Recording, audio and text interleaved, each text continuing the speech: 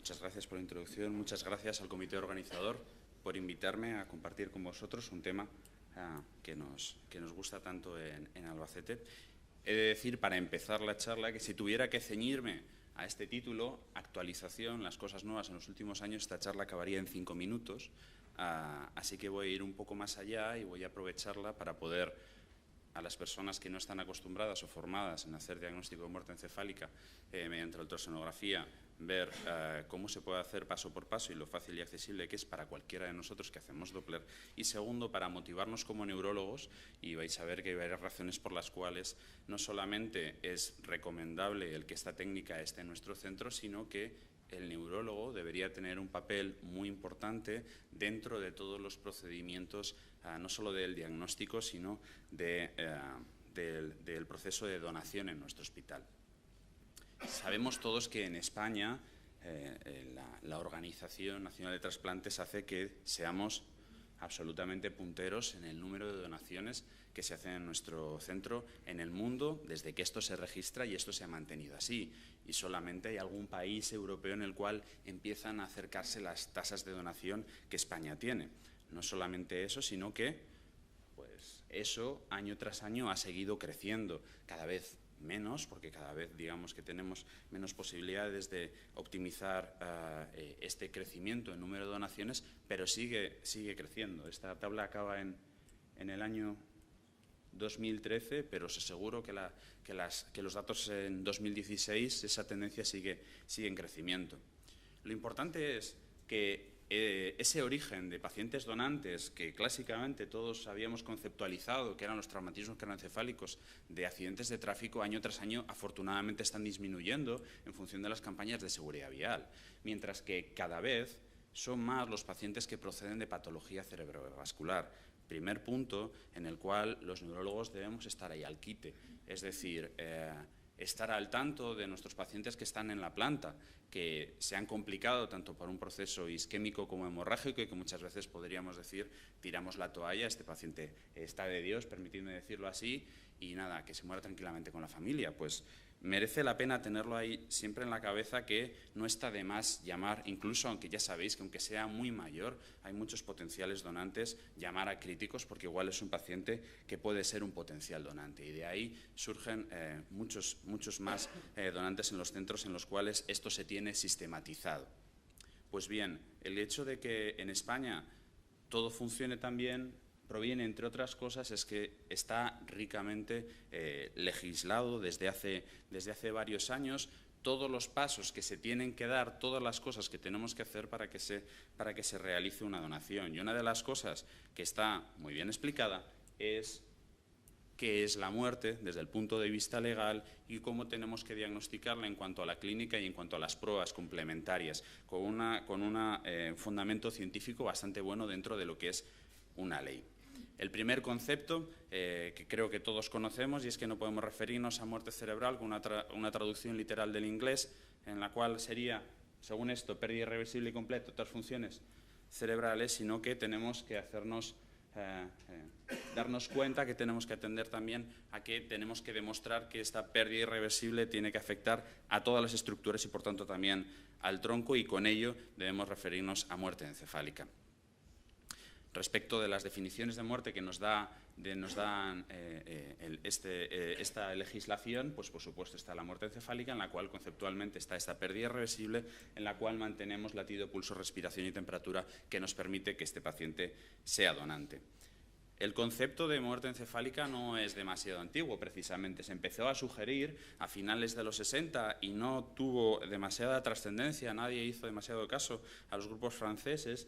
Pasaron 10 años para que, comentado en publicaciones anglosajonas, sí que tuviera trascendencia, y tuvieron que pasar muchos más años para que esto ya estuviera definido y establecido, ¿no? Bueno, pues esto mismo, dentro de las leyes que sustentan todo el proceso de donación, la más actualizada, que nos dice cómo tenemos que hacer este certificado de muerte encefálica en función de los ultrasonidos, es este Real Decreto del año 2012. Nos va diciendo cómo tenemos que definir la muerte encefálica, y segundo concepto importante respecto de los neurólogos es que tenemos que estar ahí a la hora de firmar ese certificado. No sé si es habitual que os llamen a vosotros para hacerlo o no, pero ahí debemos estar, ¿eh? Bueno, que conste desde el primer momento, y creo que también todos lo tenéis claro, que el diagnóstico de muerte encefálica es un diagnóstico clínico, condición sine qua non, salvo que al paciente no se le pueda hacer este diagnóstico clínico. Tiene que ser una exploración, tiene que el paciente tener una exploración neurológica compatible, mantenida, y solo en circunstancias extraordinarias las técnicas complementarias sustituyen al uso de la exploración clínica, la cual también creo que conocéis, y ahora tampoco voy a ahondar en ella, en la demostración de la pérdida de los reflejos de tronco y los test específicos de atropina y de apnea.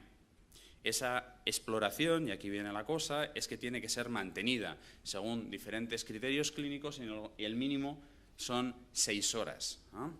De tal forma que solamente tendremos que apelar a las pruebas complementarias como sustituto de la exploración clínica inicial cuando ésta no pueda hacerse. Y básicamente se contempla en las lesiones que no se pueden evidenciar por imagen, como puede ser la anoxia, si la lesión primaria es infratentorial, para realmente demostrar que el tejido supratentorial también está dañado definitivamente, o bien, como os acabo de decir, que no se puede hacer esta exploración. ¿En quién ocurre eso?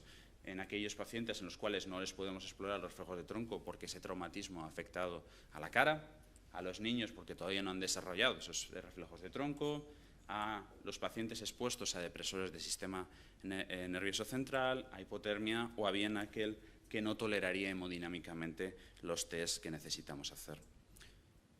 Si bien es condición sine qua non el hacer la exploración neurológica y se nos dice que deberíamos repetirla en un tiempo, sí que se nos recomienda que ese tiempo lo adelantemos y ahora sí utilicemos una prueba complementaria, cuanto antes. ¿Por qué? Porque con esa prueba complementaria inmediatamente sí que podemos hacer el certificado de muerte encefálica y gracias a eso podemos evitar que perdamos potenciales donantes por inestabilidad hemodinámica. La ley también nos dice qué técnicas podemos utilizar: electroencefalograma, angiotag, angioreso, arterio, potenciales, Doppler transcraneal y gammagrafía. Lo que no nos explica es cuáles son esos criterios por los cuales, por ejemplo, y en lo que estamos hoy, cuáles son los criterios con los cuales nosotros debemos diagnosticar esa muerte encefálica. Y para eso esta sociedad ya hizo hace unos cuantos años, ya que hay unos cuantos autores en la sala que escribieron cuáles son las recomendaciones de cómo debemos hacer el estudio, en qué paciente y cuáles son los criterios clínicos por los cuales podemos certificar esta muerte encefálica. Todo se fundamenta en este concepto y es en demostrar que no está entrando sangre de forma efectiva en el cerebro como para que ese cerebro sea viable. Porque habitualmente hay una correlación de que en muerte encefálica hay paro circulatorio cerebral y viceversa. Si nos encontramos un paciente con paro circulatorio cerebral, ese cerebro es inviable. ¿Por qué? Porque en la mayoría de las circunstancias en las cuales causas que están ocasionando esta muerte encefálica, se dan unos trastornos intracraneales que llevan a la pérdida de la autorregulación y un aumento de la presión intracraneal que hace inviable que la sangre pueda entrar dentro del cerebro. Y lo contrario también es cierto, y es que cuando tenemos una situación en la cual no está entrando sangre al cerebro de forma mantenida, ese tejido encefálico es completamente inviable. 10 minutos nos bastan para que eso ocurra. Ahora bien, teniendo en cuenta, y esto lo puntualizaremos ahora, hay una serie de excepciones que tenemos que conocer para saber cuáles son los casos en los cuales esta técnica pues, tiene sus limitaciones. Y la explicación de todo esto, los juegos de presiones, son los que nos marcan el concepto de presión de perfusión cerebral, la que nos marcan los diferentes patrones que podemos encontrar que son los diagnósticos. Conceptualmente está aquí todo, y es que en condiciones fisiológicas la presión arterial está muy por encima de la presión intracraneal y por lo tanto tenemos una presión de perfusión efectiva que se traduce en las curvas de flujo Doppler convencionales, mientras que en las condiciones patológicas en las que va aumentando la presión intracraneal, cada vez va disminuyendo esta presión de perfusión cerebral que se va traduciendo, lo podemos ir viendo en diferentes patrones y además sabemos que cuando este punto llega a este punto crítico en el cual la presión intracraneal es igual a la presión arterial media, ya sabemos que a partir de aquí todos estos flujos son ineficaces, ya son un paro circulatorio cerebral en el cual el tejido es inviable, con unos patrones muy característicos que podemos detectar y con eso diagnosticar. Y no necesitamos ni máquinas extrañas, ni conceptos, ni parámetros tampoco extraños. Simplemente tenemos que estar muy seguros de en qué punto de la arteria estamos y solamente tenemos que fijarnos en parámetros tan habituales para nosotros como es la velocidad y la pulsatilidad. Nada más. Por tanto, sobre una curva completamente fisiológica, en condiciones normales, sabéis que según vaya aumentando la presión intracraneal, y de esto ya se ha hablado en la primera charla, lo primero que nos ocurrirá no es una bajada de velocidades, sino un aumento progresivo de 0,87, 1,41 del índice de pulsatilidad. Y eso cada vez va a ir haciéndose más evidente, acercándose a esto. Ojo, que aquí todavía esto no es un patrón, esto no son espículas. Aquí está entrando sangre, además que en este ejemplo hay flujo efectivo en todo el ciclo cardíaco. Ojo, que en este caso esto no son espículas en el sentido de que son flujos de mucha más alta velocidad, mucho más flujo durante todo el ciclo cardíaco, nada que ver con lo que luego definiremos que es esta entrada residual de sangre en la sístole. Cuando lleguemos a este punto crítico del que hemos hablado, ya tendremos el flujo reverberante, en el cual la cantidad de sangre, que es mísera, que entra al cerebro inmediatamente en diástole da media vuelta. Eso lo definiremos cuando la velocidad global que nos da la máquina como velocidad media esté por debajo de los 10 centímetros por segundo. Y las espículas es esto, muy lejos de lo que os había hablado de aquí. Ahora lo definimos numéricamente para poder caracterizarlo y con eso poder hacer el diagnóstico apropiado. Por supuesto, si sigue la presión, aumentando la presión intracraneal, llegará a un punto en que ni siquiera tengamos esto, tenemos una ausencia completa de flujo. Este es el patrón que quería deciros. Ojo, que esto no son espículas, porque todavía la sangre está entrando durante bastante tiempo, durante el ciclo cardíaco, está entrando con una velocidad bastante razonable, y esa velocidad media está muy por encima de lo que se ha hablado antes, por encima de 50 centímetros por segundo, un complejo, una fase sistólica relativamente ancha, y una velocidad que todavía probablemente este paciente, si no está muerte encefálica, le falta muy poquito, pero en este momento legalmente todavía no lo podemos definir. Bueno, ¿y esta prueba es fiable para poder hacer este diagnóstico? Muchísimo, sobre todo respecto de este parámetro que es que les importa, que no tengamos falsos negativos. Que no tengamos falsos positivos, que no diagnostiquemos erróneamente una persona está muerta cuando no lo está.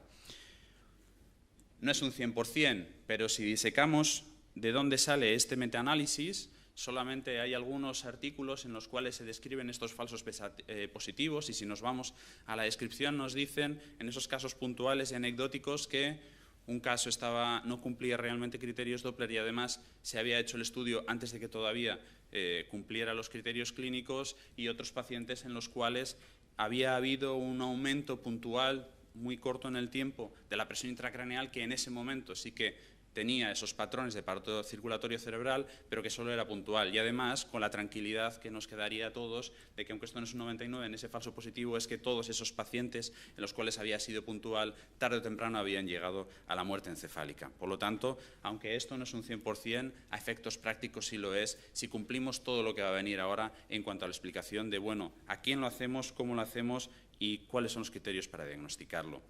Y eso es lo que nos describe paso por paso las recomendaciones, que ahora puntualizaremos y que estarán las actualizaciones de si hay alguna cosa nueva que tengamos hoy en día para mejorar sobre lo que ya está escrito desde el año 2007. Dicho ya, esto solo nos lo podemos plantear a un paciente que ya se le haya hecho el diagnóstico clínico de muerte encefálica, o bien las condiciones que os he dicho por las cuales esa exploración clínica no se puede hacer. Tenemos que tener en cuenta, y ahora hablaremos un poco más detenidamente, que hay algunos pacientes en los cuales la técnica tiene sus limitaciones, y es que cuando la caja no está cerrada puede que todo el tejido esté en muerte encefálica, pero la sangre esté entrando de forma inútil, pero esté entrando, y por lo tanto la técnica no nos permite demostrar ese paro circulatorio. Necesitamos que el paciente se mantenga, normalmente esto ocurre porque está en una unidad de críticos, en una estabilidad hemodinámica y respiratoria. Y, por supuesto, esto no lo puede hacer el R1, sino que tiene que ser personal cualificado para hacer esta técnica.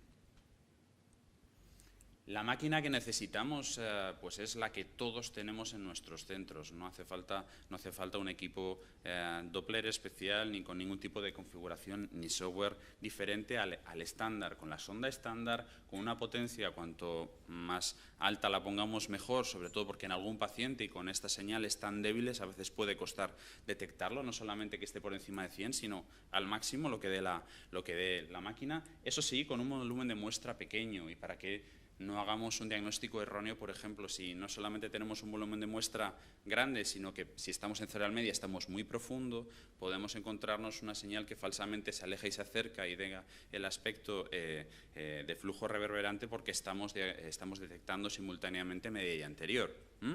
Bueno, hace falta que el registro en cada arteria sea mantenido al menos durante 30 segundos y sobre un soporte recuperable. Las localizaciones que tenemos que hacer, volviendo al concepto de muerte encefálica, tiene que ser en ambos hemisferios cerebrales y en fosa posterior, y por eso tiene que ser cerebral media, y os he dicho, esto unido a esto, que sea cerebral media y que no sea la bifurcación carotidia, en M1, no más profundo, y en la arteria basilar. Definiremos flujo reverberante, ya lo he explicado. Cuando tengamos este flujo bifásico en el que hay una entrada durante un tiempo muy corto de sístole, la sangre, aquí sí que la velocidad puede ser alta, pero la duración es muy corta, y globalmente lo que entra por lo que sale, como os he dicho, con una velocidad media por debajo de 10 centímetros por segundo. Las espículas, lo he dicho también, un complejo muy pequeñito dentro del inicio de la sístole, menos de 200 milisegundos, y que no debe sobrepasar los 50 centímetros por segundo. La ausencia de señal solo la podremos considerar diagnóstica, por supuesto, si hemos demostrado que ese paciente tenía ventana. Es decir, tenemos un Doppler previo en el cual ahí sí que habíamos detectado arteria. Así que vámonos con las potenciales limitaciones de la técnica, las más importantes, que no diagnostiquemos falsamente. Patrón transitorio, como os he dicho, en elevaciones puntuales como el fenómeno de Cushing en varias de las patologías neurocríticas, pues la solución es bastante fácil y también está contemplada, y es que este estudio tiene que ser mantenido en el tiempo. Al menos tenemos que hacerlo repetido a los 30 minutos, mucho más corto que las 6 horas de las que habíamos hablado antes. Podemos tener pacientes en los cuales, ojo, tenemos que demostrar que esa lesión, que la vemos solamente arriba o abajo visualmente, pero sí que hay una pérdida de la función arriba y abajo. Es decir, que tenemos que, como os he explicado antes, hacer el estudio tanto en cerebrales medias, ambas, como en la arteria basilar. Y la ausencia de señal, ya lo he explicado, solamente será diagnóstica si previamente tenemos un estudio que nos dice que el paciente tiene ventana. Respecto de la ausencia de señal, primera de las puntualizaciones. Hay algún estudio que describe y sugiere que podríamos, igual que hace el angiotaco o la angioresonancia, demostrar una ausencia de flujo efectivo a nivel de troncos supraórticos. Esto está descrito en algún artículo muy anecdótico y no entra dentro de las guías. La otra cosa que intuitivamente podríamos plantear, pues vamos a ponerle contraste, ¿no?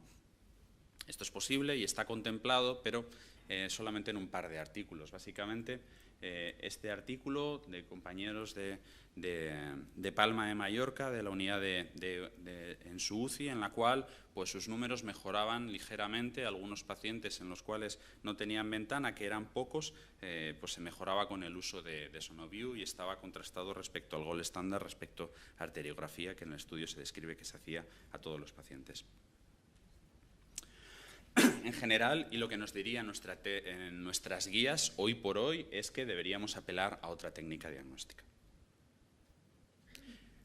Cráneos no cerrados, lo que os he hablado antes, ya sea por traumatismo, ya sea por cualquier procedimiento terapéutico, ya sea porque el paciente, que es un bebé, todavía no ha cerrado la calota. Podría ocurrir, por tanto, que esté entrando sangre de forma inútil, pero esté entrando sangre en un cerebro que está muerto, y por tanto En algunos pacientes, que no en todos, hay algunos que aun y cuando tengo un traumatismo craneoencefálico podemos demostrarlo, sube tanto la presión como para que lo podamos demostrar, pero en algunos de ellos podría ocurrir que tengamos que decir a nuestros compañeros que apelen al electroencefalograma o cualquier otra técnica complementaria.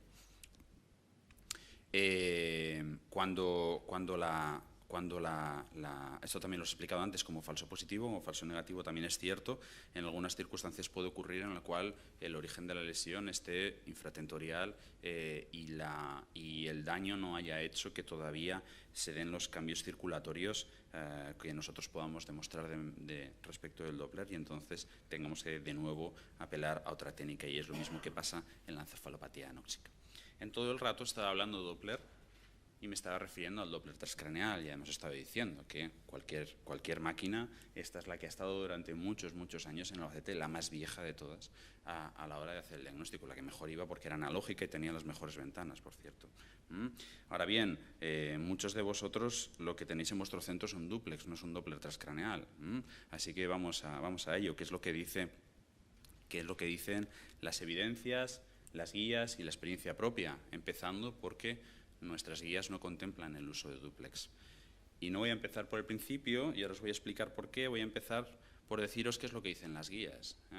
Y haciendo en esta recopilación de cuáles son las guías europeas, hay varias de ellas que sí que contemplan y aceptan el uso del dúplex transcraneal de forma indiferente al Doppler transcraneal. Lo más llamativo es ir a la bibliografía. Bueno, ¿y esto por qué y en base a qué?